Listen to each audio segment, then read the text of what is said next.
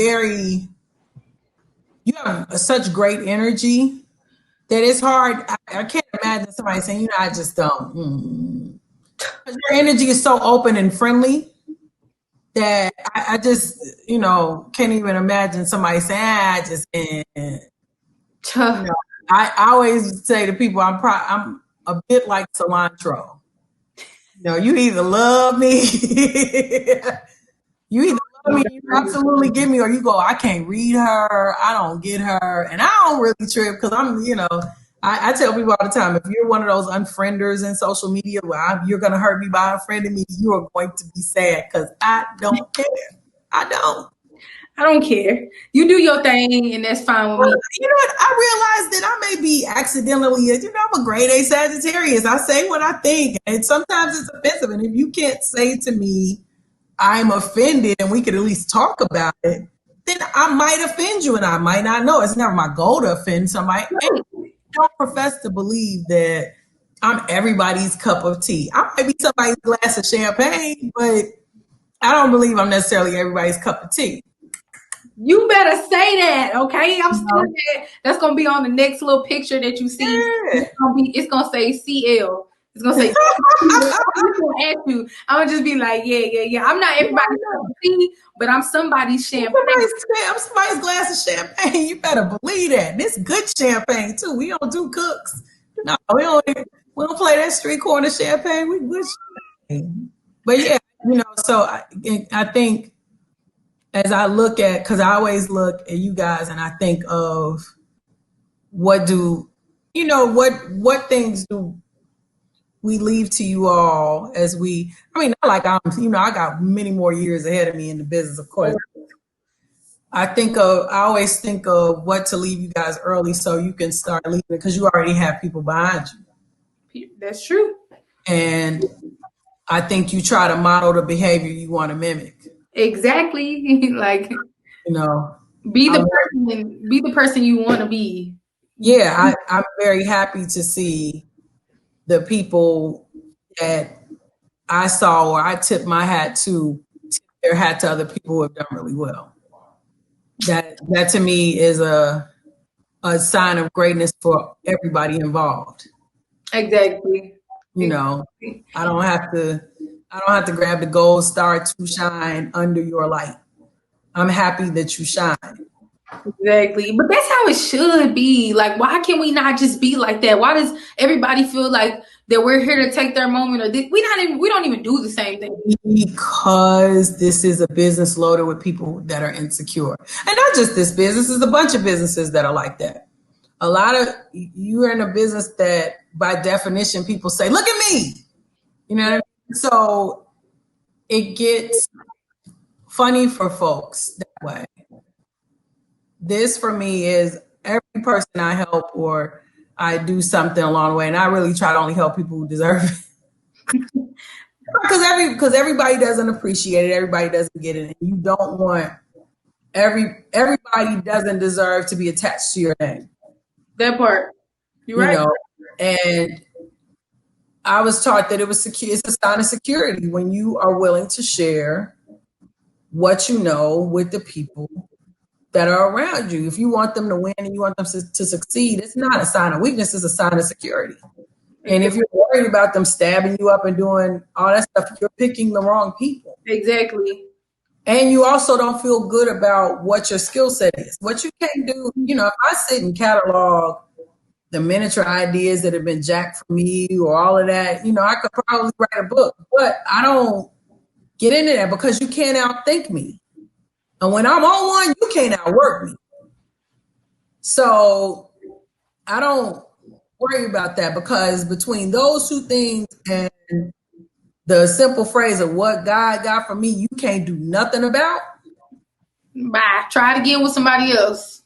I mean, go back to the Bozo drum, pull another name. Yeah. It ain't working over here. It's not.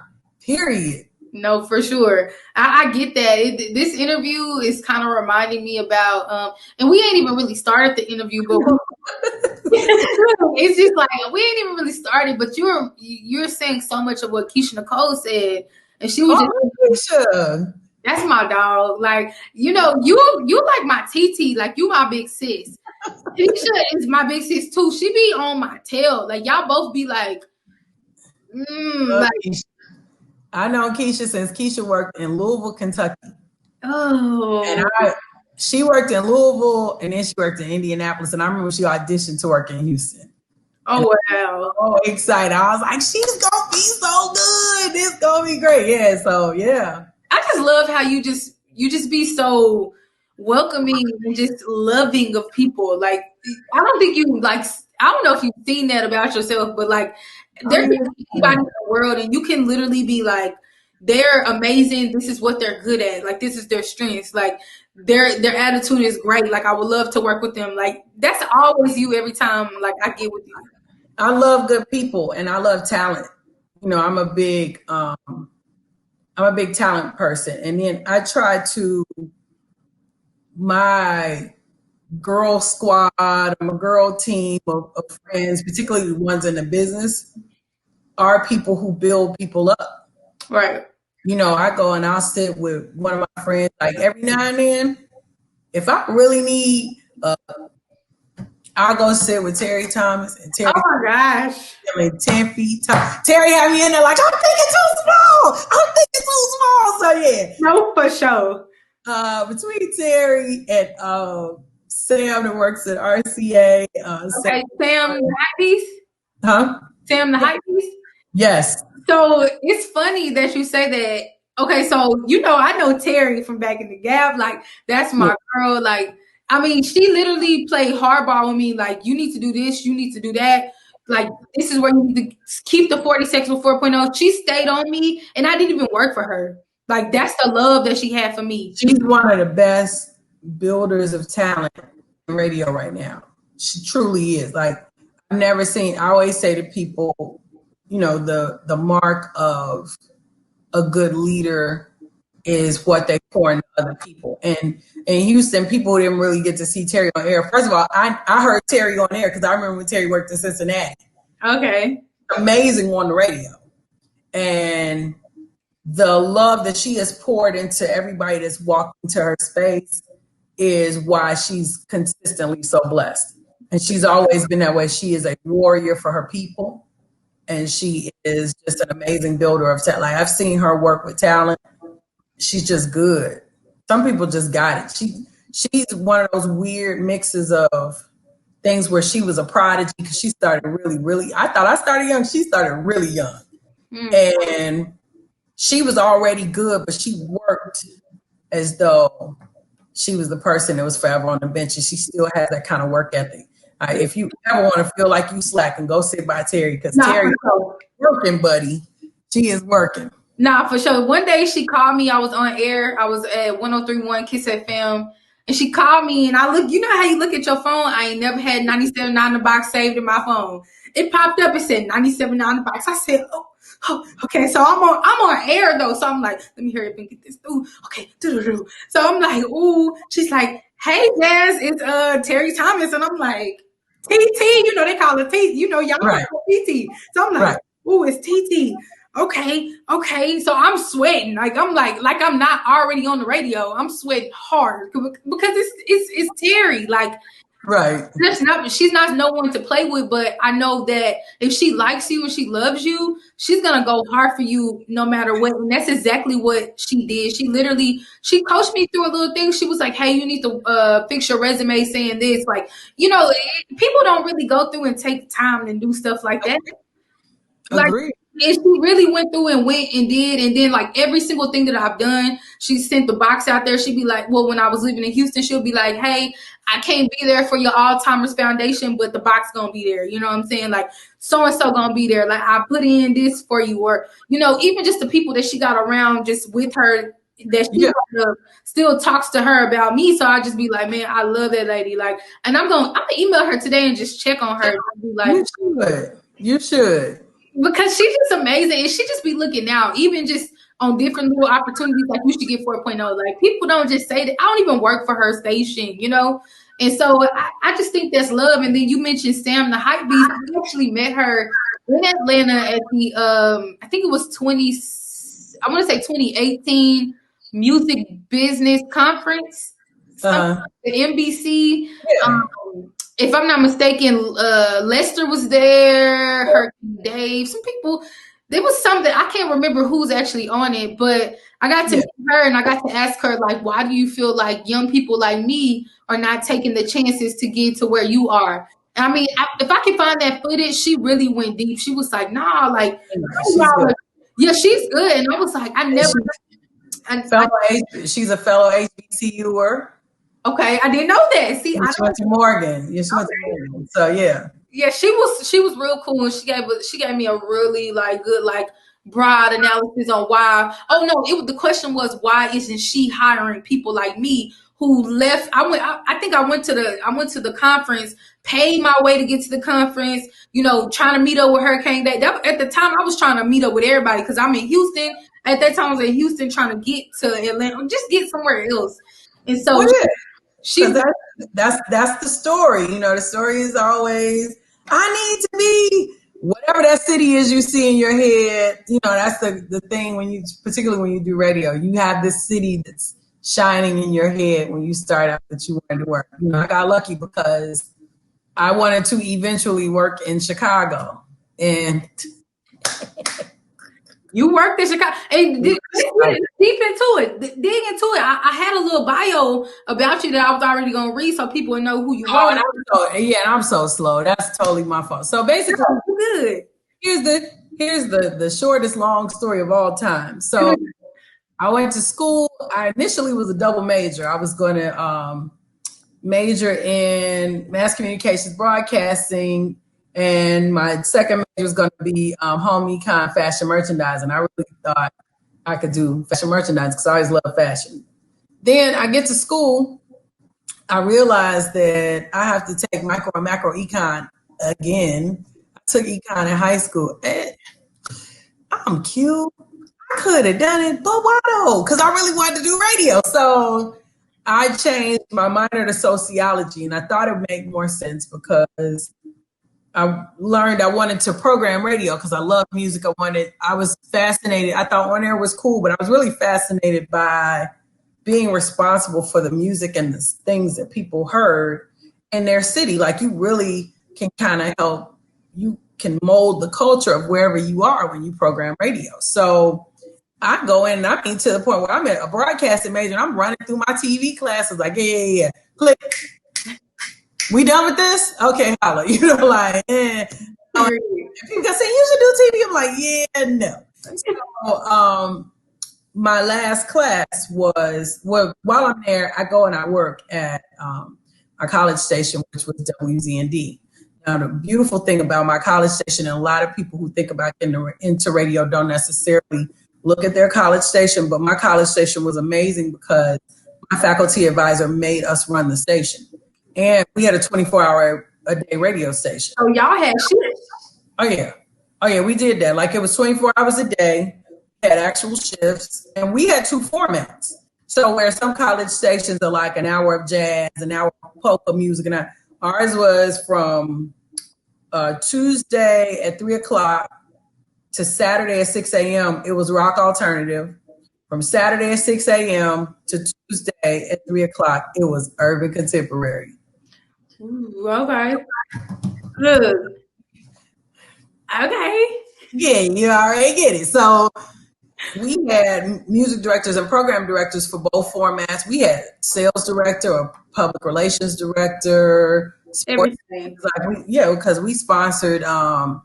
We had salespeople. We ran the sports games and that sort of thing. And she really made us responsible. When you became a director, you could get credit for it, but you had to be available Monday, 7 o'clock. That was our meeting without fail. No, you can't be sick. Bring yourself in, drink you some Robitussin, and let's get it popping. And on the weekend, we alternated being directors on duty, where you had to find, if somebody didn't show up and you couldn't find anybody, you literally had to go and do a shift. And usually the people who missed their shifts wasn't the people at 2 in the afternoon. It was 1, 2 in the morning or 6 in the morning. Right. So, and at the time, this is in the Stone Age before college kids were really carrying cell phones like that. So you have to call in every time you go to a party. You can't drink too much. If you go to a party, I mean, but of course I wouldn't be drinking. So I'm finishing school. The girl that initially hired me to work at the station was my PD, and she really wanted to intern at a station called WGCI in Chicago. So she worked and did all the due diligence. She got her internship. This was like 2 years before I did. She was amazing. She was an amazing intern. They loved her to the point where they knew it would be easy when I was ready to intern, if I wanted to intern there, to intern there. And that's the other thing to people who are thinking about interning. You're not just interning for yourself at some of these companies. Right. You're setting an example of the type of program your school has and the type of students they have. And if you also represent other organizations, that well. So something to think about when you go and you intern and you think about slacking and all of that. It's not just about you, it's about the people behind you as well. So I get ready to do my internship. I go and I do my interview, kill it, ready to go. They asked me what kind of schedule I wanted to work. I only had 10 weeks. I was not thinking about getting a job at that station. I said, when do y'all work? They said, we work from 8:30 to 5:30. I said, well, I'll be here when you're here. Right. I said at 40 hours a week for 10 weeks, I could learn some stuff, and wherever I go, I can be good. Because by the time I'm 25, I'd love to work in Chicago on the radio. I finished my 10 weeks and I worked in the program department, and I think I was one of the only interns who really was interested in programming. And I also knew how to work their scheduling software. I learned Selector in college.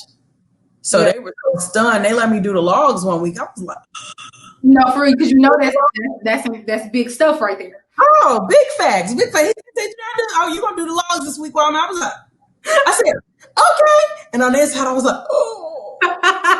No, for real. Mess it up, please don't mess it. So I do the logs, and it was kind of dope because my program director at the time would put mistakes in the logs, and he could catch if I missed them. Because the first time I thought I was just kind of checking basic stuff and all that. He fixed it, so I had to go with a certain level of diligence on those logs. And so when I get done I'm almost done my internship, he's saying, you should extend your internship. And I'm like, because at this part of the movie, this is where it gets really fun.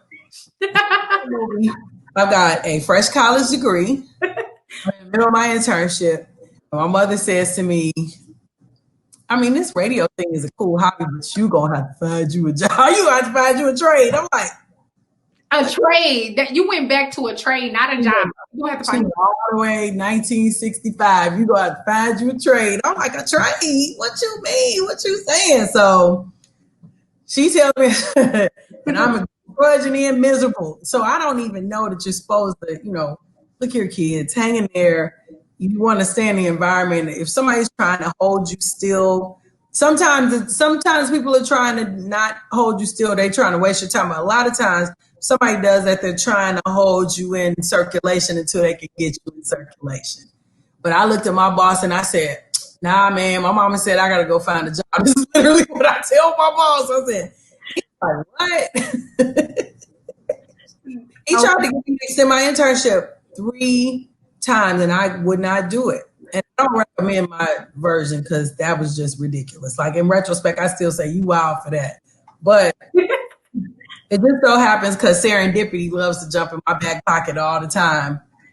Never asked me if I did on air. They had started this brand new mix show, and this is back when mix shows were still a fairly new concept. A lot of stations didn't have them yet.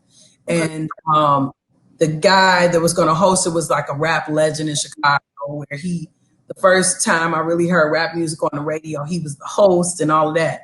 And as he's coming in, I would talk to him all the time, not because of anything in particular, other than I would cover my boss's assistant's phone when she went somewhere else. Because he had a thing where he believed, the 2 things I learned from him was he believed you should return every call. Every call should be acknowledged or returned, whether it's by him or somebody else. And he felt like people shouldn't just feel like nobody's going to answer the phone. Right. I get that. He was very into that. So she would leave, I would answer the phone. And we had a rapport just because he would call and he knew if it wasn't her, it was me. CARYN Lee, the music director, said they did get me to. I told them I would help them until they got their new interns in a month. These folks are crazy. I'm sorry. I'm looking at work emails at the same time. No, you good. We do really fun stuff over here. When I see those emails, I'm like, what idea? But so they threw me off with that mess. So no, it's okay. He comes in. I come in after my internship is over because I said I'd help them a couple days a week just to get them through the month because I really would do so much that I was a part of their routine. Exactly. So, that's good. Yeah, I wasn't even, and it really wasn't necessarily even my plan. It just kind of was. I really wanted to learn every single thing I could being in that station. Yeah, really enjoyed being there, and I loved the people, and just the whole setup was so dope to me. And so he looks up, he sees me talking to the guy because the guy that's hosting the show has run through, like he's been on for about 4 or 5 weeks at this point. I helped them put the format of the show together. Okay. They had another intern who was from the inner city, was a guy who had hosted a hip hop show on the college station. They said, well, we'll put him on because he's from the neighborhood. Well, he, didn't really work out. Then they put a couple people on and they didn't really work out. They literally ran through like 4 hosts in 5 weeks. They had a thing that girls only, guys did hip hop. That was a street thing. That was an urban thing. And when the music director saw him and I talking, he said, hey man, you want to go on the air with him on the weekend? I said, am I going to get paid? I told you I'm out of control. I'm bugging out. I'm not looking at it as an opportunity. I'm looking at the fact that they done ran through all these people. And I'm just like, well, can I get paid? Yeah. And he said, yeah. I said, oh, okay. I go in. Now you talking. Yeah. When I tell you everything that you don't think of, that you say don't do, I did most of it. You're supposed to stay in the holding pattern if you can to try to get your way in. I'm telling homeboy I needed a job. They tell me I can basically audition for this show. I'm like, am I getting paid? Because I know I have zero chance of getting this gig. But I think my lack of, what I thought was me being grounded in reality, my belief that these things were going to happen freed me to not be nervous about going in. I wasn't nervous. It hadn't occurred to me that we were on a number 1 station. It hadn't occurred to me how many people would actually be listening. And then he gets on the stage, he gets on the radio and he calls me the name that he called me every time he called the station, which was Special K. And I was like, Special K. But that's live though. That is so live. It grows on you. But if you think, as y'all can see by the screen, my name is not spelled the traditional CARYN. And as you can imagine, it took me years to be comfortable with people because people would butcher my name. So when you've had your name butchered so much and just, you get to the point, one of my friends to this day from college calls me CARYN with a C and a Y because when he met me, I think that's what he said. It's with a C and a Y instead of a K and an E. So go from that, and the first move that happens is God says, aha, Special K. So I'm still not even thinking about it because, again, I'm thinking, what's the likelihood that, 1, I'm a girl, 2, I'm a girl from the suburbs, this is a hip hop show, and my boss absolutely does not like monikers that don't sound like real names, unless you're actually a DJ, right? And even then, he doesn't really like them. So I already know even if A and B work, I know I ain't gonna be Special K. Like I look at dude, he said, I had vanity plates. He said, wait, that's the way your name is spelled? Why didn't you tell me? I'm like, I didn't think it mattered. I was an intern. Did I care you call me Special K? No. I said, look, Special K can live and die on the radio in Chicago one day. That's cool. My boss called us into the office. That was a Saturday night. That Monday, he called us in for a meeting. He said, look, I heard you guys on the radio. I can't believe it. You all sounded amazing. And that Special K thing, you got to keep it. So that is, he never knew I had done on air in college. They knew I did programming. They never asked by doing it. They were so surprised that I was even remotely good. They were like, "Oh my God, what is going on here?" I do this. I've been doing this. I do this. So never be afraid to surprise people. That's the other thing. Sometimes some people run around. The other guy that was running around jumping up and down about how on air was his thing, on air was his thing. He didn't want to learn programming. He wanted to learn nothing else. And then when he got the shot, it didn't work out. It's just kind of the thing that happens. But, you have to, you never be afraid to learn outside of whatever your thing is, because as much as I was screaming programming on air is what really got me my first check in the business. And I still love on air.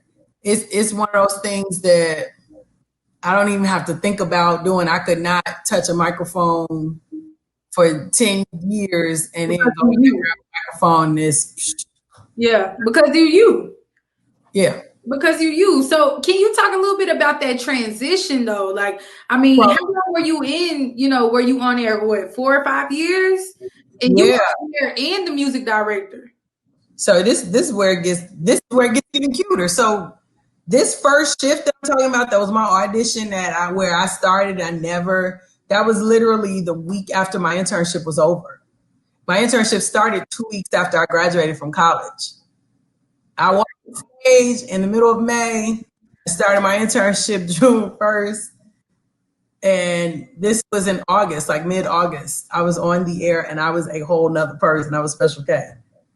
And I was there, and I would also produce, because the first thing, now you don't really have a lot of show producers, but they really taught us how to do that in my internship.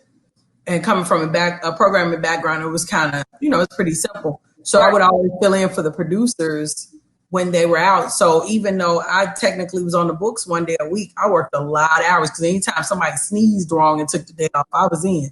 I would work split triples. I would work holidays. I would work I already worked the weekends. I worked 2-3 shifts on the weekend because I like that paper, and I loved what I did. And my folks were almost immediately off of my back. Here was the thing. They really gave me a job, like even part-time. I was like, yo, she really walked in. Now, here's what's funny about that. My mama still didn't think I had a real job. That was funny, though. She said, working in a field, I guess, whatever. So that's my mama to this day. Until I got a real job, she was like, because they always be on me like, well, they never were worried about me because I DJ for a living for the past 9 years. But then, like with COVID happening, she said, well, was you really making money at the radio station? Yes, girl. Like, then I started teaching, and she's like, well, you finally get to use your degree, girl. They just worry. Well, my plan B was, because, this is the other thing. Sometimes your dreams, the best part of being on your way to going somewhere and getting somewhere is not having the sense enough to know how ridiculous your dream is. Because now at the age I am, knowing what my plan was, I'm like, you wow. Because I literally said to them, I'm going to give myself 6 months to find some sort of job in radio or at a production house or something. If I don't do that, if I don't find one in 6 months, I'm going to apply to grad school. And I'm going to either, because I was a sociology minor, I was only like 4 classes away from my second bachelor's. So I'm going to probably either get my master's in communications or criminology, because sociology had me, this is before Forensic Files, I had a criminology class that had me like this. No, for sure. I want to figure out who killed him. I said, I either go get my master's in communication and do corporate communication stuff, or I'll get my master's in there. I really wanted to go to Howard Law School. I wanted to be an attorney. I said, I'll go and major in contract law, and I'll go into entertainment law, because I don't see a lot of Black female entertainment attorneys. So that was my very audacious plan. I never left the station I interned at. I got there in 94, and I was there until I got in the record business in January of 99. So over the course of that time, I was on the air. I was also a show producer. How I Met Your Aunt was that following summer, Doug Banks' producer left. And so his last 6-7 months in Chicago, I took over for his show producer, and we would travel, and he would fill in for Doug Banks at the time, because this is before Doug was syndicated, and they were just getting ready to do the syndication run. So Doug left, and I actually shifted from afternoons. So we were doing afternoons at the time. I shifted from afternoons to morning drive with Steve Harvey, because we were the first full-time radio shift that Steve Harvey did was with us at GCI's morning team. Okay. We were his morning team. And so I did that. And that's when I went back in the program, because I was doing that in the morning, and I was the music coordinator at the time. So I got to work at like 6 a.m. And technically I was off at 2:30, which really meant more like 5:30, 6 o'clock. I got, I was assistant music director doing mornings. And at the time, the way we functioned, we had all slid up. Like it was like on paper, I was the assistant music director, but I was really more like the music director. The music director was more pretty much the APD. Well, he had gotten upgraded to APD, but he was functioning more like the PD. And then our PD was the OM, and he was really moving like an OM. And so they, what I give them credit for is they always gave me the space to move around a bit and expand in the job. So, and I always tried to I always tried to build a better mousetrap with the job. I could have done what the framework was, but I always tried to make us better and faster and smarter where I could. And at a certain point, I remember thinking, I'm here. I'm at this huge station. I probably could be here another 15 years. Man. And if it's not this, what do I do? Now, I'm perfectly happy. I was on the air. I was number one. We were number one in the morning. I think at that station, honestly, I worked in the afternoon, was number one. I worked in the morning, we were number one. My weekend shift, at one point, we had a 25 or 27 share in the weekend. That's dope. Like, that is dope. But here's the weird thing. When you put those kind of numbers up early, go, because I like to win. I'm a winner. And I think, how we going to win? And I was like, okay, so am I going to be happy if I sit in this exact spot for the next 15 years? Or no? And here's the funny thing. The job I never wanted to do was working in records. Never wanted to do it. Couldn't understand it. Why do people do that job? Literally, I remember saying, because I would see record people on Music Day, because in Chicago, Music Day was Monday, where everybody would come in and pitch their joints and the whole thing. And it was like, I said, what's the purpose? Like, why do we even do this? Like, what is going on? I said, these people are coming in, they're stressed out, and their stuff is dependent on me moving a certain way. Like, who does that to themselves and their lives? Yep. Then I started getting calls to work in the record business. I didn't even want to work in the record. Like, the first call I got, I was like, I don't want to do that. Then I got another call, and I was like, I don't want to do that. And then the third call, I think I just got it on the right day, and it just made sense, because it was like, you're going to go, and it's a small company. I was going to work for DreamWorks. He said, we're not going to have a whole lot of records out the gate. You're going to have a chance to learn the business and learn what to do, and you'll have artists right away, and you'll really get a chance to get your feet in and learn, as opposed to being thrown in the hot pot and trying to outrun the boiling water. Well, I accepted that deal. I didn't know it was a bit of a lie, but it was all good, because I started that job in January. I had to put together an artist showcase by mid-February. Oh, it was real. My artist was from Chicago. Like, this is very short. Yeah, I mean, I did an artist showcase with Dave Hollister. What was your position? I was a regional in the Midwest. So those of you who don't know, there are record people amongst you in most big cities that you live in, like Chicago. Like right now, right this moment, there are people in New York or DC or Atlanta, Chicago, Dallas or Houston or Austin, depending on the genre, Nashville, LA, right? Some people have more. At one point, there were people in Cleveland and Detroit. There's still a guy in Detroit, I know, and more places, Missouri and the like. But what their jobs is and what my job is now is I go in and I have a portfolio of stations in a couple of different formats, and we have priorities, and I pitch those priorities to those stations. I try to get them to play the records. I try to come up with things that are cool to kind of increase the exposure of the artist, whether it's an interview, whether it's a cool promotion that kind of puts the artist top of mind to the listener, and that sort of thing. And it was when we do the artist showcases, we would bring the artists in, and we would bring a bunch of tastemakers together, as you can imagine, and the artists would come and perform or come and meet people. And this one was, we brought in radio people from a bunch of different places, and we flew in about 20 people. And it was Black History Month, and we're dealing with flights and hotels, and I had to come up with a cool place for everybody to go to dinner, and I set up car service, and I still got the artist, got to make sure he's going to get to the stage in time. He got Bell's palsy he lost his voice. You said this was Dave? Dave lost his voice the day before the show, or so. Like he was having problems with his voice. He got up there and ripped it too. But it was good. Yeah, Dave was the first artist I ever had to work with as a regional. He's one of my favorite people. Because we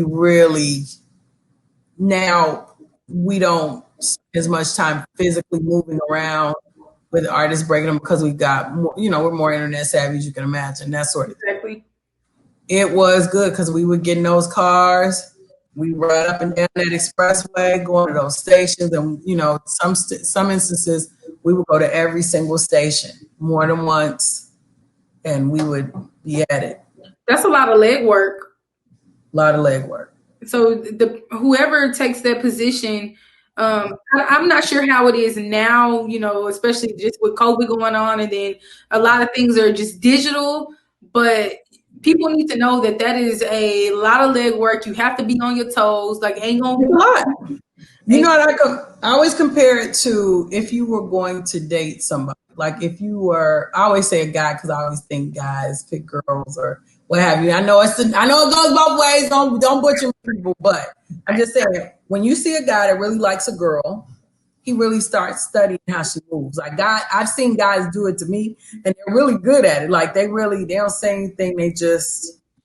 They kind of see what you like and how And to me, working records is kind of that thing as well, because every station doesn't move for every different reason. Some people care about their, what people call in and say, or some people care about what's going on in the clubs in their area, and some people care about Shazam. Like now, I think the difference with digital is we have way more metrics to look at and deal with than we had before, where some things were just about us dragging people in the clubs and that sort of thing. So I think that, to me, is the difference. Still a lot of pieces, because everybody doesn't move for everything. Sure. And I think promotions is really like a huge puzzle. You're always figuring out the thing, because I talk to independent artists and they always assume that because you have an artist on a major label, they're automatically getting airplay and da-da-da. And I'm like, well, if that was the case, every song will be a hit then. Every song would be a hit. You wouldn't need a promotions team. Exactly. Independent artists that pop up and really make it, when that happens all the time. Right. And you kind of like low-key just answered one of my questions about, I was going to ask about, well, if you could go a little deeper into, because everybody in the world, they don't really think too deep about what actual positions are. So they call every person a label rep. Yeah, label rep. So here's the thing. Everybody gets into this thing. All they think of when they think of label reps is they figure there might be salespeople in the building. They figure there's a label head in the building, and they figure that there is A&R, because that's the name they know. But there are about well over 30 departments in the average record label, because you've got to have people to sell the product. You've got to have people to promote the product. You have to have people marketing. You have to have A&R people. Our A&R, those who don't know, is artists and repertoire. They help put the projects together with the artists. You have legal is a very important department. Right. Every record label, because you want to make sure the business of the business is the business. So there are so many different things you can do. You have a creative department. You have all, it's just a lot of different departments of the label, and people get so stuck on what they think this is. It's everything that you don't think it is at the same time. It's a lot of work. A lot of people in these different departments do a lot of things, and everybody in that building is super important to everybody else. We are literally one big chain link fence. I don't make it if someone's, I can't do what I do if the artist that doesn't have a project, which means A&R got to be popping, and marketing has to be popping with what they do. If they do what they do and I don't do what I do, then we don't get as much exposure. You know what I mean? So we're literally like a relay race for the artists that we represent. Exactly. Now, do you feel like the streaming era of digital media is helping or hindering your position, or just you and your family at work as a whole? How do you feel about that? I'm a fan of things that expose artists. Like I'm a fan of art being anything that brings art to the masses. I'm a fan of. For me as a promotions person, I really don't have to deal in streaming, and I still believe that radio is a viable medium, whether it's ever changed, which is what it does, but it's done that since the beginning. I think there's still something special about your song being heard on terrestrial radio. And even though the stories and blah, blah, blah, I just think that people still, when you ask most artists can remember the first time they heard their record on the radio. Yeah. And even though people say they don't really listen to the radio, they do hear records on the radio. And so for me, I think there's a lot of viability there still. And I think with any industry, you always have to make sure you're looking at the whole road and looking for any signs of innovation and trying to learn them early if you can. And yeah, I'm sorry. I just thought about vacation time. I'm like, what does that mean? No, you good. Yeah, but to me, I'm a fan of anything that helps get art to people. Yeah. And that's as a, not even just as a industry person, but as a music lover. Cause I just always believe there's just so many great artists out there that I love that are just, everybody may not be meant to be on the radio. Like they may not fit the texture of a station, but that doesn't make their work good. They doesn't make it less good. Exactly. Some days I'm listening to rap, some days I'm listening to jazz, and some days I'm listening to rock music. It's just it's you. Yeah, I like music, and I think some mediums like streaming to me kind of connect people to music, especially music that they may not have gotten another way. Okay. Well, okay, that makes sense. So if we switch gears just a little bit, can you talk about how you feel about the radio industry? I mean, the radio, really, you could say the entertainment industry, period, on being more diverse in leadership roles with people of color and just women, period. You know about the Grammys, so right, the hashtag that they were doing. Like, can you talk a little bit about women being in these leadership positions, or maybe people of color? I would love to see both. To me,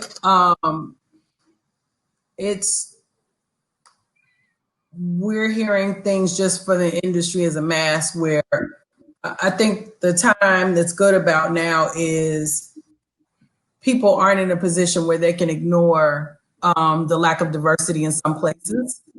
And I think that, some entities are trying to address that. And I think the more diverse our voices and our faces are, the more stories and creative works can be told and represented in a very accurate, sensitive way. Right. It's hard to. I think of this is going to be such a weird reference, but I saw the Tom and Jerry cartoon. Oh, that's right. And I remember seeing that cartoon as a kid with the maid with the rolled down stockings and the black legs. Like, she's black, and you don't get what that is. Thomas. As an adult, you know what you're looking at. Yeah. And you know what the inference is. And what's interesting about it is you don't think about how the inference ripples out to other things. For instance, I think of what it makes you think is the cat was smarter than the black maid. Sometimes she caught the guy, but a lot of times the cat was smarter than the black maid. Really? And it also is that it kind of underscored the narrative that Black people had, that domestic work was not, when you saw domestics on screen, there was a debate for years that there was not a lot of pride in playing a maid. Well, I had a grandmother whose side job, she worked in a hospital, but her side job was cleaning houses. Mm. She worked for a living. Mm. For me, there is no lack of pride in somebody who works an honest job for a living that she was very good at. Right. She should not be proud because she worked as a maid. And I think it's done with the lack of respect to the level of opportunities that Black folks with a certain level of education were afforded. Right. Everybody couldn't go to college. Everybody wasn't in that sort of position. And so she worked diligently her whole life. My other grandmother worked in the hospital as well. My grandfather worked in a sawmill when he lived in the South and a steel mill when he lived in the North. And my other grandfather was in the military. Yeah. There is it's interesting that a cartoon would even make me think about what visuals like that made Black folks think about themselves. Right. So yeah, I welcome. No, you're good. I'm optimistic that the conversations that are being had about diversity, particularly with women of color, are as serious as people seem to be. I'm acting with the spirit of expectation that it will go the way they say it will go. Right. A lot of women who have worked and toiled in these fields, and they have not seen the light of day that they should have. I think of one of the first record bigwigs I've met at a label was a lady named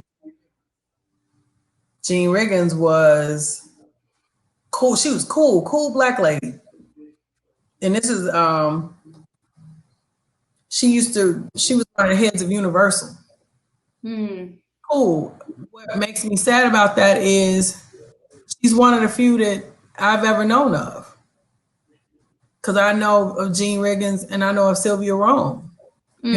Running label, being on the end of the label like that. And then the list gets small pretty quick, which feels kind of interesting because we are the cultural dictate. Exactly. We are. We are literally, I'm going to get it put on a t-shirt because this has been my word for the longest. And y'all could hear me say it, Black folks, particularly African Americans, are the architects of who for the planet. We're the cultural dictate. We're the cultural dictate. I mean, you can't tell me that Will Smith goes to Africa and the first thing they see when he's filming, they're going, Fresh Prince. Yeah. I just want to see us in those chairs a little bit. Just be nice. And we're making moves. Like we are making moves. We're making moves. I want us to continue. Yeah, no, for sure. And just everything that you have said so far, just thinking about you know, the moves that you have made to just get here. And I mean, some people don't know your story as deep as I do. I mean, of course, I stalk you and stuff, but we cut it out. we all are trying our best. And so when you're reaching to the top, how has your personal life been? Like, have you? I need to know because people. I know that you in Chicago right now. When you out here in Dallas, you be out here in Dallas, but you will fly back home to check on mom and pops. You know what I'm saying? And you do your thing, but like, how is your personal life going with, you know, you always on the road and you doing this and you doing that? Tell me about that. It has been my experience as a woman who works in the industry, a Black woman in particular. It's harder for us when you get into the relationship component of it, because for the guys, and this is a great thing about women in particular, the guys always have these great women that are their partners who women are trained to keep the home fires burning for, you know, like their homeland security for the family. So when the woman is gone, you know, it gets weird. I found it at times to be interesting or difficult because I think there's such a weird dance you have to do where you want to find somebody who, of course, supports what you do. Exactly. But you have to find a guy that's not jealous of what you do. You have to find one who is not enamored by what you do, because the first thing I was told when you get into business is you're nobody till somebody fired you.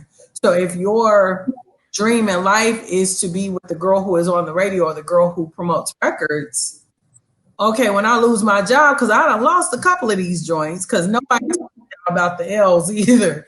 Yeah, we got laid. I've been laid off a few times. You know, who are you then to me? Are you still the same cool person? Am I still, because I like to think I'm the same person, whether I work at a label, by myself, at Walmart, whatever.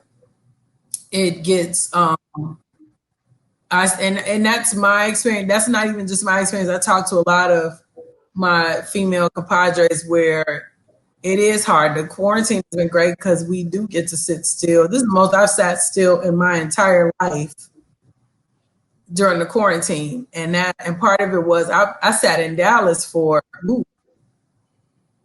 almost 6 months, where I could count the days that I left my house when the quarantine started. Like I wouldn't even leave my house. I got to the point where I would ride my bike around the neighborhood. And you sure would be on a bike. You remember we met up for lunch? Yeah.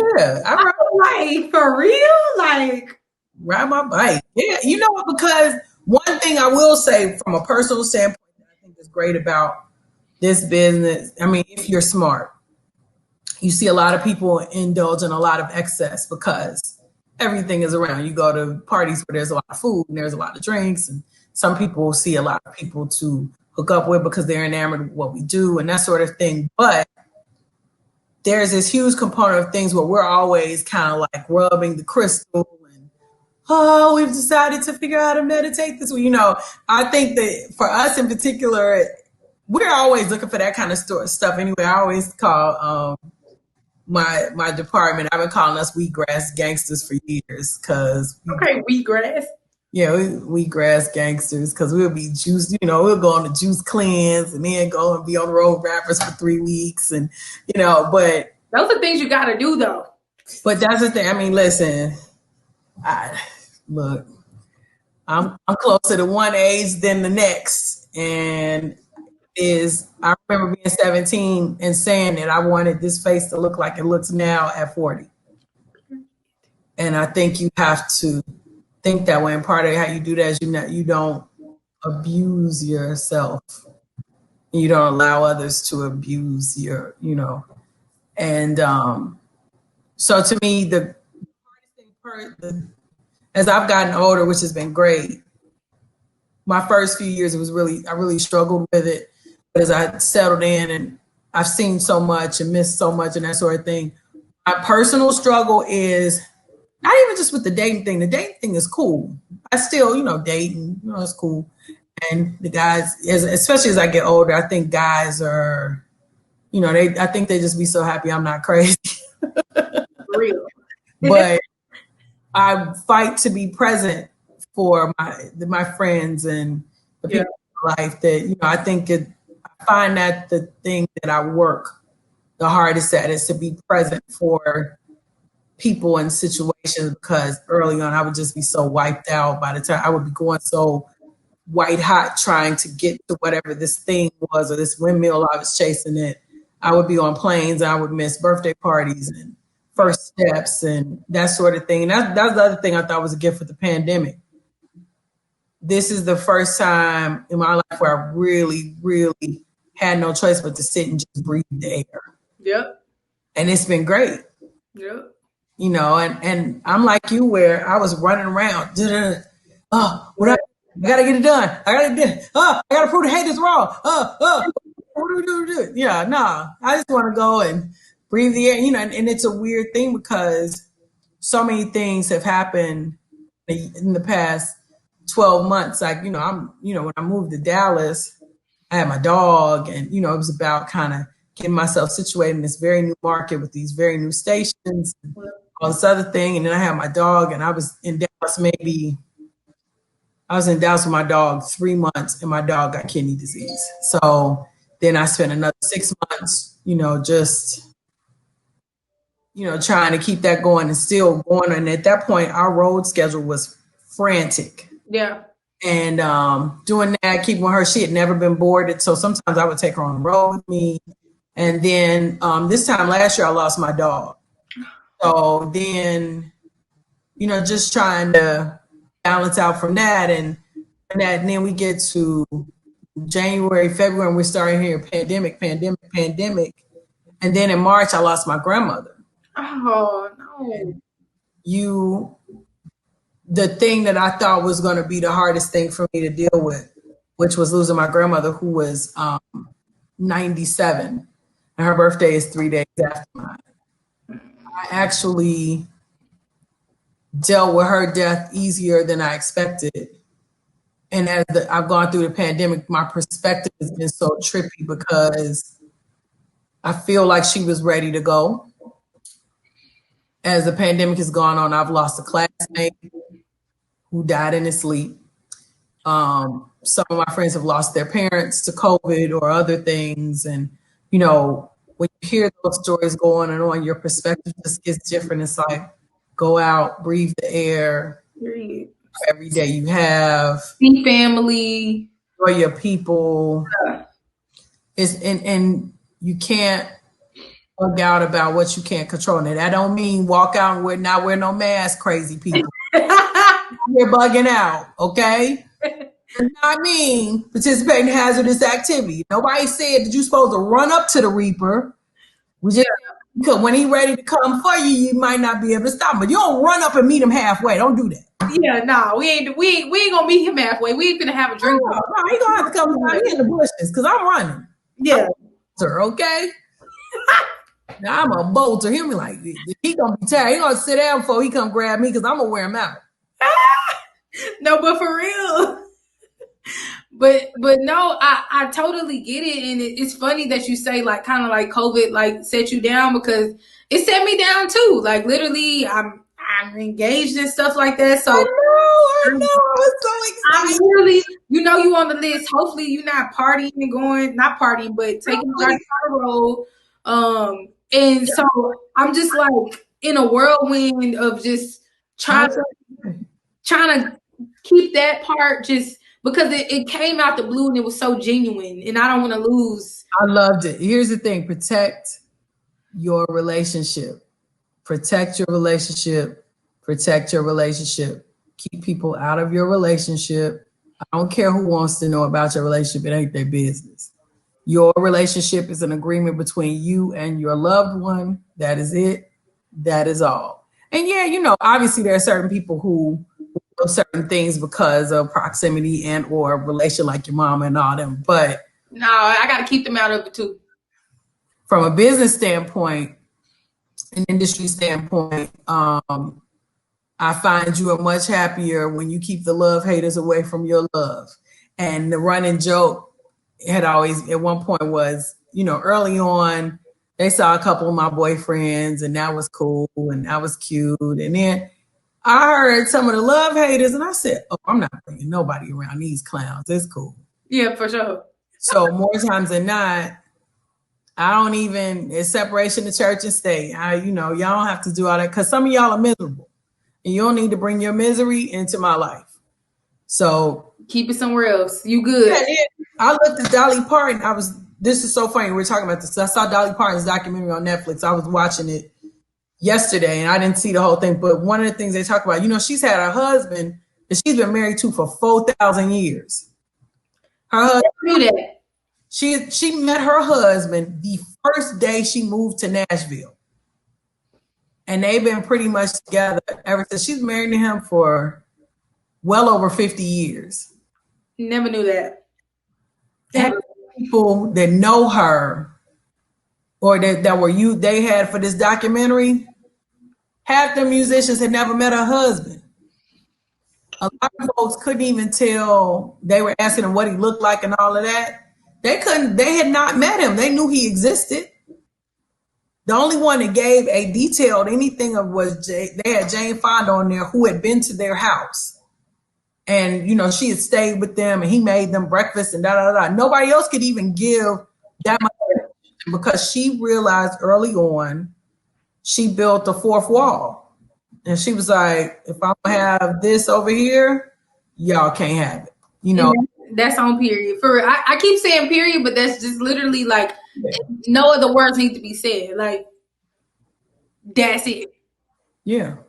That's it. That's separation. Like, I saw your engagement video. The first thing I thought was, I'm going to tell her, keep them snakes out the grass and keep them buzzards from flying over your yard. Because they already trying. But y'all look happy. You already have so many things going on that are positive and good that people look at from over your fence, and they want to know how you doing it, who you think you are, because that's the thing. That is the international language of haters everywhere. Because I'll tell you something, and I said this last week, and it's the realest thing I ever thought of. The thing with haters is they got time. They got time. You ain't got time because you doing stuff and you living. Exactly. Time. Let them form their own little fan club because they confuse fans. Let them write their little notes, let them do that, and you going to be about the business of doing what you want and being happy. They confuse fans. They confuse fans because who spends that much time on somebody they don't like? Yeah. Yeah, because what you get from me when I don't like you, you get dust. And guess what? People doing it all the time. So you right. If I ain't need to hear that word today, you right. I don't spend that much time on nobody I don't like. You doing all that. That's why I said you ain't gotta like me never. And I'm cool with that, but I'm not gonna sit and you ain't gotta do a I hate Karen party. I mean, if you want to, Andy, but you don't have to do all that for me because I don't care. Because I don't care. People who are in the business of giving all that energy to somebody they claim they don't like, they're confused. Because why would you give all that energy to somebody you don't deal with? Because I don't. Every time. And I ain't doing it. Y'all got it. Y'all can go have it. Y'all can go have a party with drinks and I'll be fine. There are very few scenarios that get me to even respond to that stuff. For what? I'm to the point now where you could do whatever version of whatever story you want to do. I don't care. That part. Story. You gonna come up with an alternate story for what? For who? For me? I know what happened. Exactly. If you want me to jump down in the dirt, all we all get is dirty. For what? For what? That's just them. That's my point. They got time. I don't have time.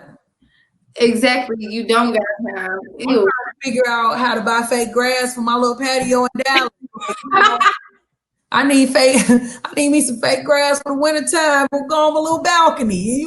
For sure. That's the stuff we worry about. See, people worry about the wrong thing, but that's the stuff I'm trying to get back so I could get me some Noble on Postmates and get my little drink, my little lychee martini to go because I miss it. Okay. Well, when you get back, I'll take you and we gonna get our lychee martini. Yeah, you come. We come and sit on the fake grass balcony and drink us some lychee martinis. And I'm about that life, okay? Yeah, because wait, because Everybody Noble. see you right here saying that we going out to eat. We Yeah, going well, here's the thing. I out social distance. Noble delivers to my house. Ask me how I know. you ain't got to deliver before. Yeah, absolutely. Because here's the thing, the drinks to go that they do in Noble, they're when you order the martini, it's like $32. Okay. You go $32, but then you get this little bottle and it says it makes 3 martinis. Now being of sound mind and absolute blackness, hallelujah, glory. I was like, this ain't no 3 drinks. How you gonna tell me this 3? You had it.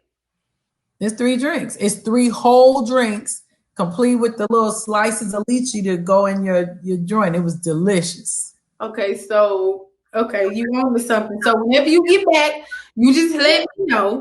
Yeah, I'm back. I'm back. I'll be back probably by the end of next week. Bet. That's I'm it. coming back 'cause you know I got the VOTE, honey. Yeah, no, for sure. You do gotta vote. So yeah, we will be moving into low key next weekend. We'll be moving into November 1st. So Today, at the time of this recording, we are officially at 2-week mark for the election today. no, for sure. Okay, that reminds me that I need to get my stuff together. Okay. No, I literally got 3 more questions for you, and I promise you. Okay, I didn't did. I dragged you long. My bad. No, because this is real genuine conversation. So like literally, this ain't. No, this you ain't drag me nowhere. I just letting you know that I ain't gonna hold you. I know you got work and stuff. They blowing you up on the email. Oh, you can hear the emails. I heard the email. I'm like, you know what? I gotta get my out of here. These ain't gonna sling themselves. That's all I'm saying. I gotta get you up out of here. But nah, for real. So we mentioned earlier. We mentioned about COVID. So can you tell me a little bit how your job has changed with COVID? And, you know, since there's no time to connect with the radio stations and the concerts and the DJs, do you ever think this industry will go back to normal? Yeah, I think the hook for us is we've done a great job on the music side of finding our new normals. Like for us, I think that the goal is always adapt or die. Okay. And I think the years of Napster and all of that kind of taught the industry how to be way more fluid. And for us, Napster. yeah, I know. Back in the stone age. But it at that point they really understood it's kind of adapt or die. And so for us, what's been interesting is we've come up with different ways to bring artists to listeners and the like. If you notice, you've seen a lot of your favorites on IG Live, or you'll see them doing interviews with like the Breakfast Club that you normally would have seen in person, where they're on Zoom. And you know, we've all gotten accustomed to these cute little video boxes because we're using them everywhere. And for us, it's been great because people have been home and they want to hear music and they want to not just spend their days talking about the election, which is important, and COVID, which is absolutely important. They need to escape.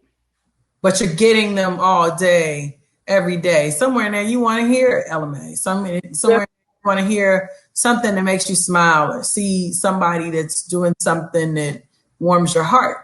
And I think that's where this has been for us. I do miss being on the road. I miss going and seeing people face to face because I normally would go periodically to my radio stations with or without artists, and because this is a business of relationships as well.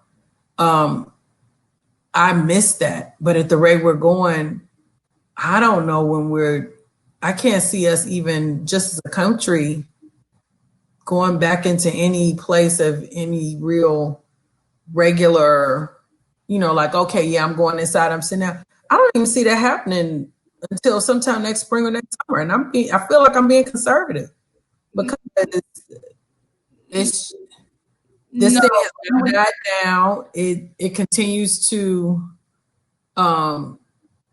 we keep learning more and more about it. And, it's just, I just don't know if I don't know if we're going to see normalcy until, if I'm betting, I think we'll start seeing the ashes of normalcy probably maybe the end of next year. summer or fall. I would love for it to be summer. I would love for it to be summer, but I just don't know. It's so because the rate is moving so slow. Like we're already finna be at Thanksgiving, basically. yeah. And we started in March. Well, this started in March. Like what? But I mean, in terms of really the interesting thing, I know I talked about my grandmother earlier, but here was the interesting thing about that. My grandmother's funeral was March 13th. And everything started shutting down literally as I was sitting in my grandmother's funeral. Yeah, like I got an email as I was sitting at her funeral that our office was closing. And I was trying to get back to Dallas on that Monday. Like I tried to get out on Sunday. I couldn't even get out. My flight got bumped, and then it got canceled. And I was flying home on Monday. Oh, while I was there that weekend, they decided that Sunday night / Monday morning at midnight, they were going to shut down all restaurants in Chicago. Well, I go to the airport because now it's starting to become an anxious thing. Because, before COVID was over there or a couple of people here or was still in China. This is the week where it all really started becoming it's in America and it's really a thing and it's really anybody can get some. I remember coming back to Dallas. It was the most stressful flight I've ever flown in my life. I was stressed out because then I get to the airport and the mayor of Dallas announced that Dallas was closing at midnight. Restaurants and everything. That's saying, So Chicago is closed. I'm at a funeral. I remember hugging my relatives because that's what you do. Yeah. Then that Saturday is when we start getting all of the hugging is bad and this and this. So now at one point I remember sitting with my parents and they're 6 feet away from me. I couldn't hug them. I literally hugged my parents March 13th. I've not hugged them since. Not hugged them since. So you go through that and I was thinking I just need to get home. And I get back. I got an order to go from Papa Do's. I love Papa Do's. Me too. And I got that salad. I went to Tom Thumb, got some groceries because I've been going back to back. So I got groceries, went to Tom Thumb, went to my apartment, didn't leave my apartment for probably about 13 days. It makes sense. Because the 2 weeks going into the pandemic, which is kind of strange because it doesn't normally happen for me that way. I went to Chicago, went to Houston. I obviously was in Dallas and I went to New York. So you was that's 4 places. And all of those places, when the pandemic started blew up in all of those places at the same time. I was like, I'm just going to go sit in my house and I'm just going to be in there for 2 weeks. And that's just going to be what it's going to be. And that's what happened. And I started getting used to it. Like, it was weird because at first I was excited. So, we don't have to go on the road. We don't have to, because I was exhausted. Me too. I was exhausted. I had been in 12 different directions and da-da-da-da-da. And I was about to go on the road. I wanted to go on the road for like 2-3 weeks where I just didn't come home. I just went everywhere in the Southwest. But so I was sad about that, but I was like, we get to stay at home. I get a chance to recharge and da-da-da. And then I was like, I want to beignet though.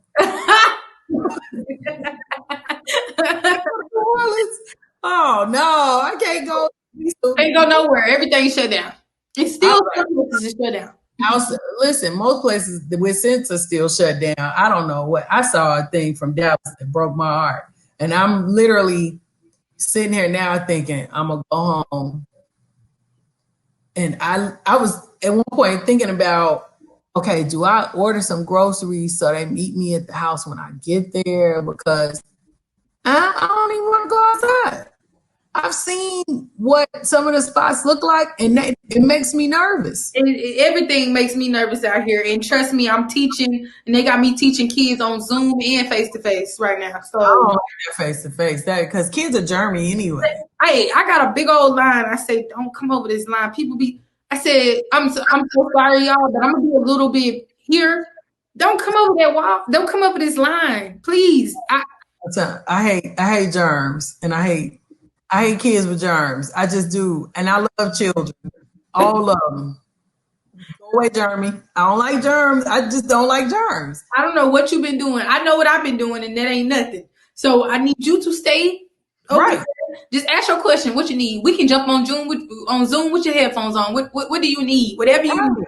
Like it's Now, for you as a teacher, how has that been going? Just in general, with the plans for Zoom and plans for in person, and well, this is my I teach college, but it was never to this extent. I was part time. right.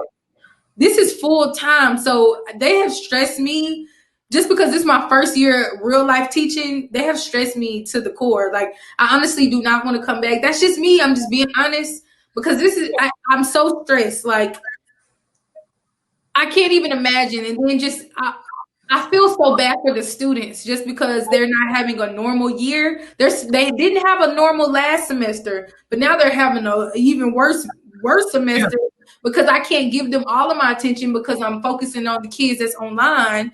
Because just in case they can't get it, with they sharing a computer with somebody, or they trying to get their meals, whatever the case may be. I feel even much worse for the kids that I'm seeing face to face because I have the students emailing me and trying to text me and trying to say, "Hey, Miss L, what can I do?" It's really a lot. Like, I can't even focus, and they want you to have lessons planned just in case. Right. Shut back down. I'm a first year teacher, so I'm literally just like, it's a headache. But I'm really truly just praying for these kids and the ones that have graduated and the ones that are about to graduate, because they're changing their mindsets. Like, I had a student have a breakdown in front of me, and I was just like, I wanted to hug her so bad. I wanted to hug her so bad. I didn't hug her, but I just told her, like, hey, pick your face up. Like, we're all going through the same thing right now. I said, I would have never met you because I would have never jumped into this profession. I would have never met you. I would have never seen you. I would have never got to give you this piece of advice. But we're all on a roller coaster right now. We don't know what's about to happen. We don't know what's about to happen. Are we going up or are we going back? We have no idea. This is like we are literally in a car. Yeah. Climbing up a mountain. Yeah.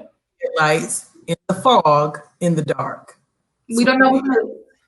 All you can do is hope that in the event that we hit a bump, that we know how to steer in the right direction with our instincts. That's really where we are. Exactly. And I tell them all the time, if you just keep your mask on and just stay your 6 feet, you're doing your part right now. You're doing your part. Like, I can't stress it enough, just because you don't know who been here and touched this door handle and where this person has been. And I know y'all miss y'all friends, but you don't know who he sat to next to on the bus. It take 15 minutes to get here. Like, so I'm just literally trying to show them, like, you got now is the time to grow up. And now is the time I tell them all the time, like, right now, and it's funny because they're like, Miss L, like, they don't know I'm a DJ. They don't know, like, I'm really just whatever. So they just be like, this my teacher just talking. But I really tell them, like, take this time of this, because they're getting a lot of easy assignments. Take these easy assignments, do your work.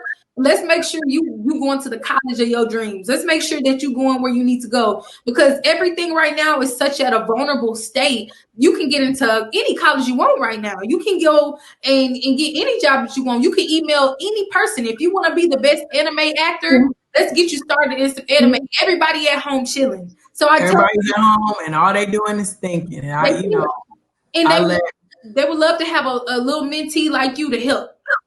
Mm-hmm. And so, because some of these people are not tech savvy, and some of them are as stressed out as you. I saw a thing where there was a woman who was a comedian and a TV writer, and she did a clip on Instagram where the stress of the pandemic was so much that she couldn't write jokes. Like, she was literally mentally blocking up. She couldn't do it. So she called a couple of her friends that were comedians, and she had to make her laugh in this clip. And it was actually really funny because you don't think about that part. And, we talk about it often. I'm thankful that I work in a department where we not just work together, we actually like each other in real life. So, no, I mean, it doesn't always happen. And we like each other enough that we have conversations with each other that are, yo, how are you? Yeah. When you think about the things that we have gone through in the past 7 months. We've gone through about 2 lifetimes worth of trauma in 7 months. We had a viral pandemic. I mean, outside shut down. And it should still be shut down. I mean, outside closed like it was Six Flags. No, for sure. Then outside closed like it was Six Flags. Then you have Ahmaud Arbery, George Floyd, Okay. Breonna Taylor. Yep. Then you address the issue of, while people are saying Black Lives Matter, but you're not paying your Black employees the same in a lot of industries, and you're not giving your Black people C-suite access in a lot of industries, and you have that going on. And if you're Black, some people were charging you with the obligation of making them feel better about their lack of knowledge about your pain and suffering that you endure on a daily basis, regardless of education, regardless of income, regardless of socioeconomic background. These are things that some of us have dealt with just because we're Black. Yep. And I said that to one of my white friends. I said, your Black friends are stressed out. I said, because we're sitting here hoping that nobody says anything to tip us over. And it's like, all right, this is enough. And in addition to and then with all of that going on, you still have the parts of the economy. This Supreme Court thing is so scary and stressful, because I won't go hard on my opinion about the current nominee, but I will say she is the representative of the chick you work with in the office who lets you take the hit for speaking up for women everywhere, and then runs up to you at the water cooler and says, yeah, I thought you were absolutely right. She is not an ally. Yeah. She's not an ally. She's dangerous, actually. She's dangerous because she has thoughts that are potentially harmful to people that she hides behind the Bible as her rationale, and that's dangerous. Yeah. That's just my personal opinion. No, you good. That's what this is for. Yeah, but you have that, and then people not having jobs, hoping they're going to get jobs. I have a mutual friend who walked into the pandemic thinking she was getting a heart valve fixed and ended up with cancer. Yeah. And luckily, they caught it early. But what a thing to go through in the midst of this, where you got to go to the hospital by yourself. Exactly. A friend is having, him and his wife had IVF. They really wanted a baby. They got this done, and pandemic allowed him to be at home. He can't go to the doctor's visits because of COVID. Yeah. So he can't see they let him go to the first one. I think they'll let him go to the last one, but he can't go to any of the ultrasound, any of the, so. This is just a messed up time. But I think you have to look for the gifts, and think there are so many gifts in this very weird, very non-traditional, complicated time. On one end, if you're smart, you figure out a way to get some rest because you are sitting still more than normal. Yeah. You are reminded to really love the people you love, because this thing is promised to nobody. You find some things you enjoy, some things maybe you didn't know you enjoyed. Go enjoy them. Those things. Come up with plans that you never had time to sit still and come up with. Maybe you think of the stuff that you want to do better that you just don't, and you always hid behind, I ain't got time to figure out. Yeah, figure your life out. You got a little time. Sit your ass down, figure it out. So I think we have to look at the gifts. The key to getting through this in one piece is looking at all the good stuff. Like, you did great. You DJ 12, you got about 12, 15, 25 jobs. So you leaned on jobs number 34 and 48. Your mister came and claimed you the way he was supposed to. Like, you better You better put a ring on it, sir. Shoot. I love it. So if anything, I've been telling people this whole time, you got to look toward the light. Yeah. It's way too easy. There have been too many instances where you could find darkness as a very comfortable, safe place to have a cup of tea, stretch out, get you a blanket, Netflix in the darkness. But we ain't doing it. You gotta look toward the light. I mean, it's so much. There was light amongst all of this food. You know, I'm happy to see. I shouldn't be happy to see lines of people voting because that just ain't right. But I'm happy to see people feel passionate enough that they're getting up and going to vote. Exactly. And that's what it's about. When you get fed up, you'll finally do something to change. Yeah. I just want them to stay fed up. So don't get comfortable about what's getting. We don't know. Yeah, that's what they did with Obama. It made me so mad. I'm like, y'all got to vote in these midterms. You can't play with it. And they all went, ooh. No, for sure. Barack out there. And he could have gotten a lot more done if they wouldn't have done that in the midterms. Exactly. So it's I think we have to find the goodness. That's the thing. But you know, I'm old. You're not old, first of all. I mean, you know, I just be looking. You know, I'm just on some old sunshine. I love a good little dose of sunshine. I think life is too short for you to be sitting there. If you got 10 good things, to be sitting there looking at the one day you stubbed your toe. Like some people are like that. For sure. They'll field of daisies with their favorite piece of pie and, you know, a balloon bouquet over their head, but they'll look at the rock they tripped over and they'll obsess over the rock they tripped over all day.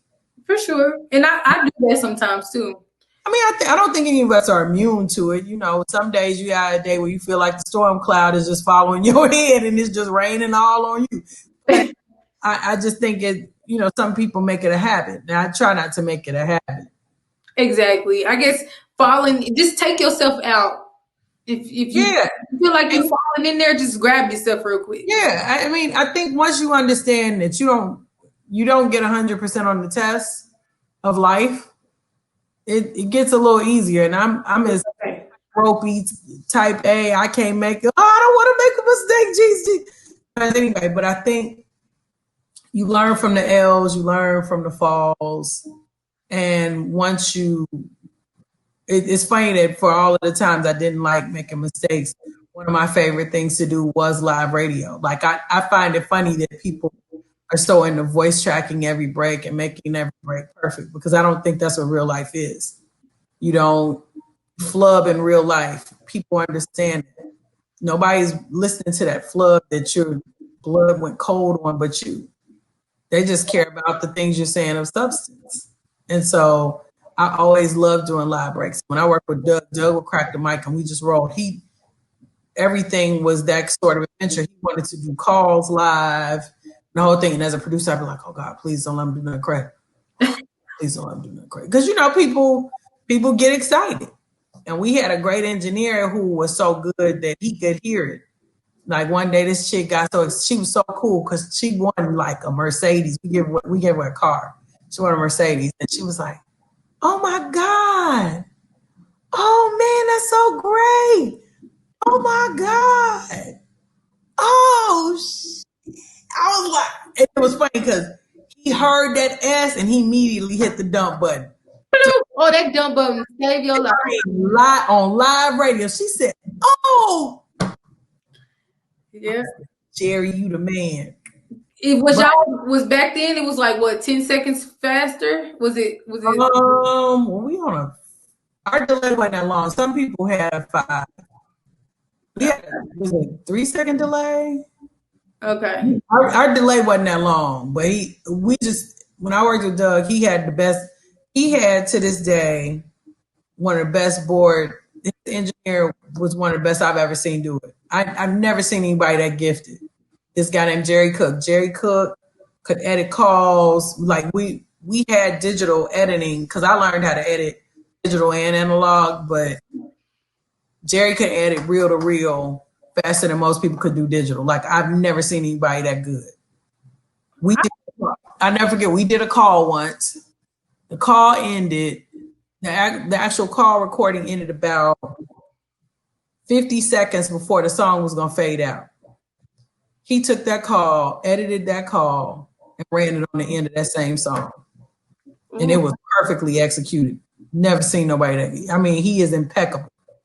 He's impeccable. Like, two of the best ones I've ever seen do it. Jerry is still my zero, no highest with that. And then Rick Party is a close second. I love it. Yeah, I love the way you're so passionate about. Like, I never heard you talk so passionate about radio. And I love it. I still, you never,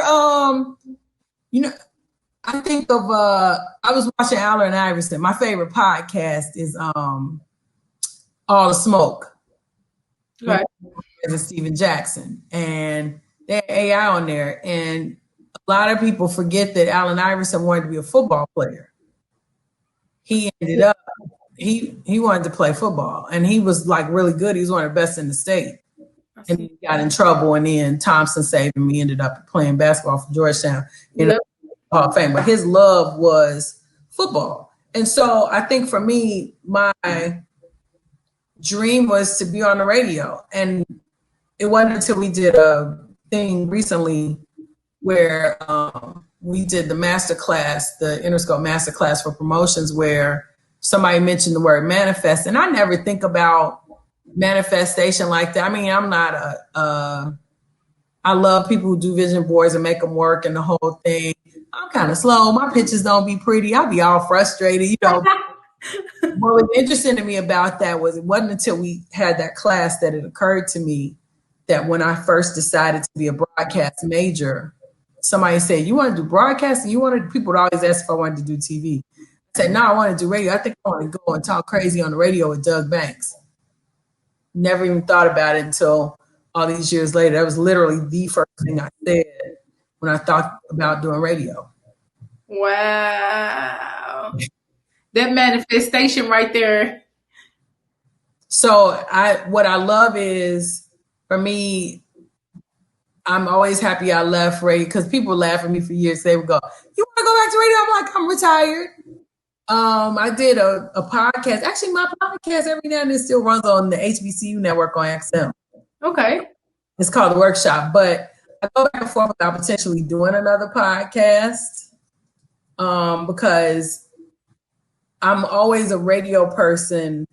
When I first started doing records, I remember one of the radio execs asked me, "Well, which do you like better?" Because he knew me as a radio person.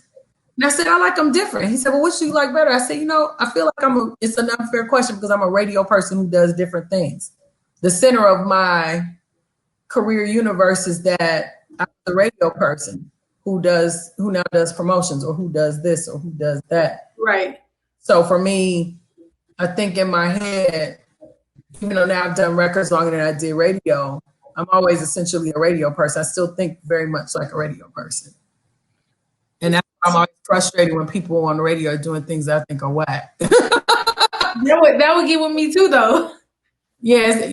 Like, to me, I always liken it to somebody who played football watching the game. It's like, what are you doing? What are you doing? No. You have to be that way. Yeah. So it's like, I hear dead air. It still makes my blood go cold. I'm very nervous. If I ain't learned nothing else, don't ever have dead air.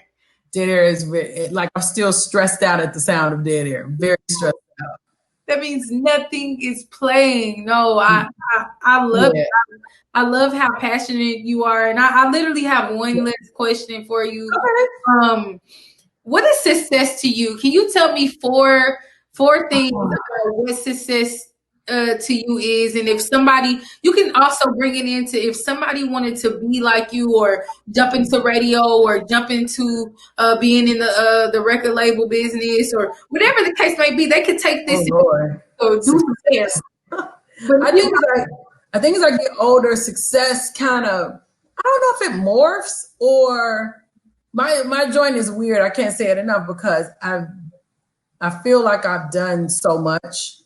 And I feel like this career has been such a weird dream for me, because on one end, I wanted to do it.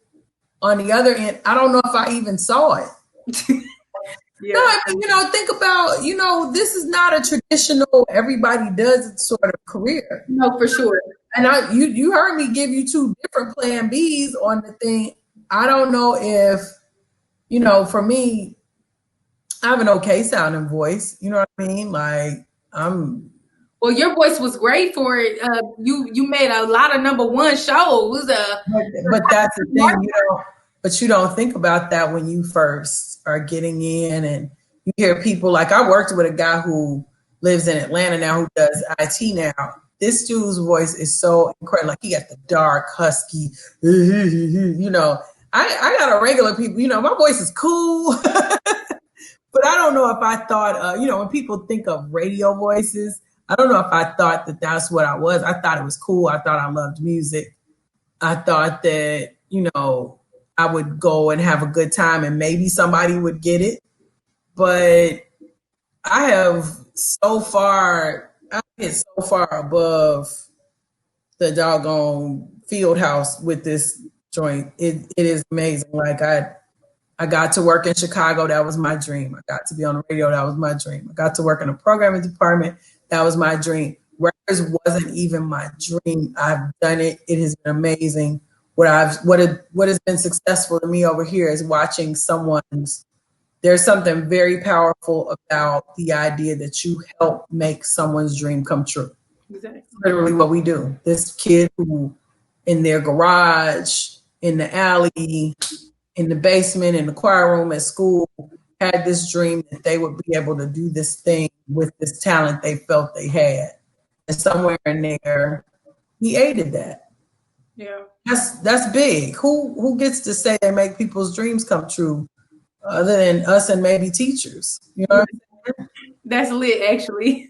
Yeah, y'all make people's dreams come. Nobody really what you guys do on the teacher side is so powerful, because you don't know the kid that you're going to spark into believing that they can do that dream career that doesn't make sense to anybody. Right.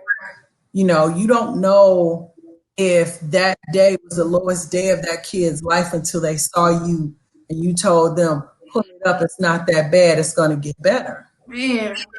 You point them in the direction of a class that leads to their internship, that leads to the thing that changes their life. What you do is incredibly powerful, and you guys aren't told that enough. I would not be where I am without the teachers that got me here. Period. Yeah. My folks were amazing. My folks told me I could do whatever I wanted to do. And Lord, when I picked my career, they just said, God, we didn't believe you. My mom was like, I thought I meant doctor or lawyer. What happened here? What happened? But they still were good. But my teachers gave me the trajectory. My 4th/5th grade teacher, because she was my teacher for 2 years in a row, was the one that said, you're a smart Black kid. You can do whatever you want, but it's going to be hard for you because people aren't going to understand, because they're going to expect you to be somebody else, so you're going to have to work harder. She was the first one that ever said that to me. My teacher, my band director in high school, went to Grambling. Oh.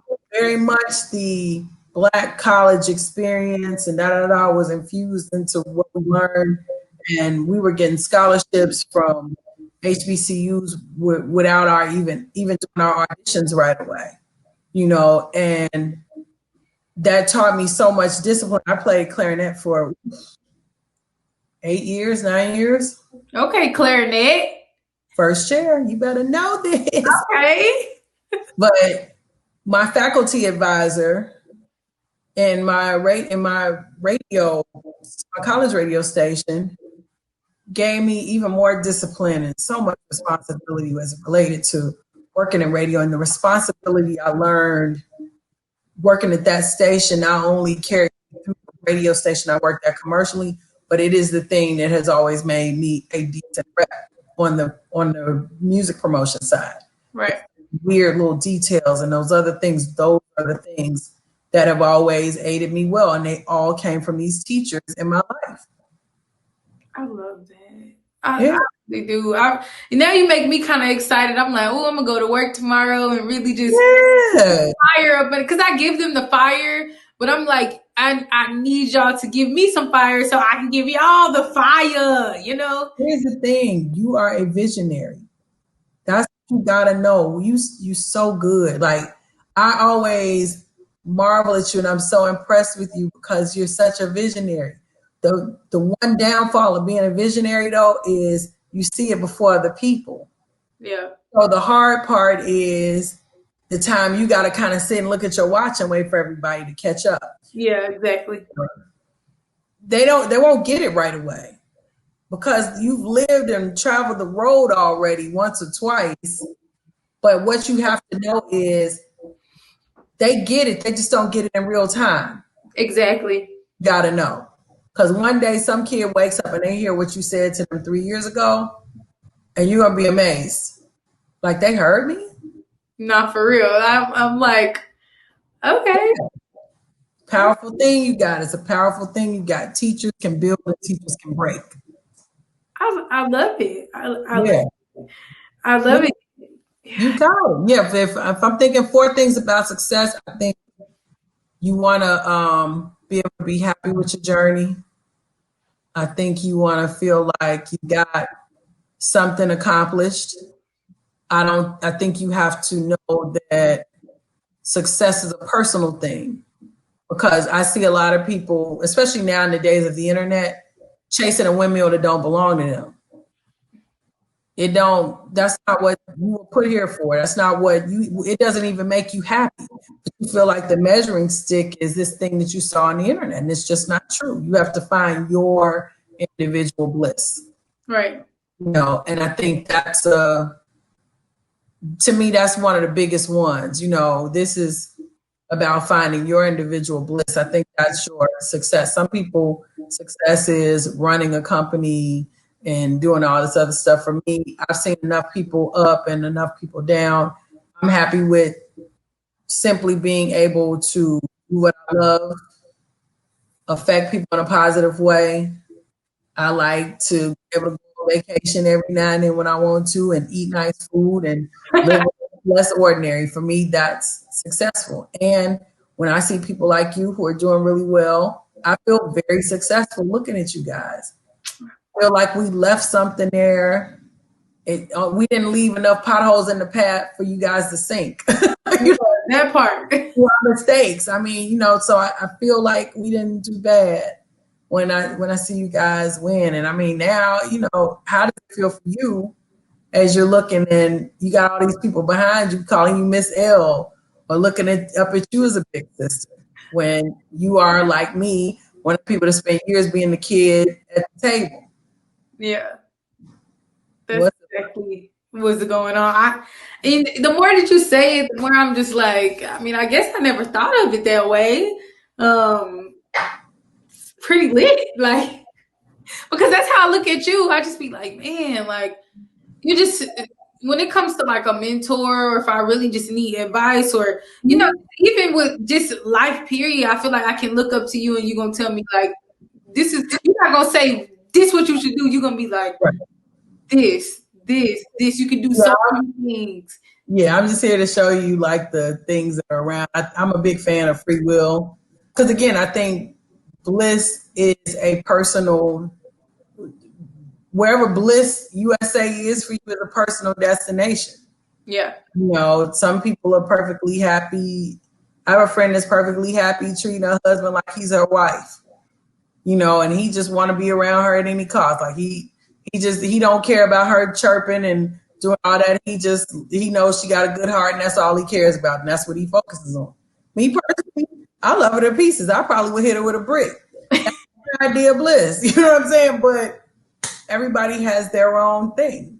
And I think that's really what success is. I never think about, I don't know if I guess I'm successful. I never think about it because I feel, you've done so much, worked with so many different artists. Can you tell us who was your favorite artist to even work with? Like, favorite is very hard. Favorite is very hard. I will say some of my more memorable ones, and these are in no particular order for no particular reason. Okay, thunder. Oh, it's lightning and thundering out there. Okay. I mean, it really wanted to be heard too. I heard it. So I've had a chance to work with some legends, and it's great. Like it's like the day we're recording it, which is the 20th. It's Snoop Dogg's birthday. One of my favorites. I ever took the radio with Snoop. Snoop is one of my favorites because he was just everything you hoped he'd be in your head. Uncle Snoop. Snoop was amazing. Like Snoop was one time he loves music and he was just a good time. Like, but it's so weird. I've had so many great artists that I could do a great artist story about Desire. Like you should maybe put that ebook. Yeah, I got to take Earth, Wind, and Fire to radio before. Told me that. Yeah, Earth, Wind, and Fire. I had the Isley Brothers at one point. Kendrick Lamar, it goes without saying. He was amazing. I love J-Rock. Ray Shremmerd is just a joy. Like, I mean, Rico Love is amazing because Rico is like so incredibly on time and he's so professional and he's just so good. And he's so tight. I literally could just because people always give you these horror stories, but I really more artists than not were great. Like you take Robin Thicke somewhere and Robin to me is like an old school teen idol or something like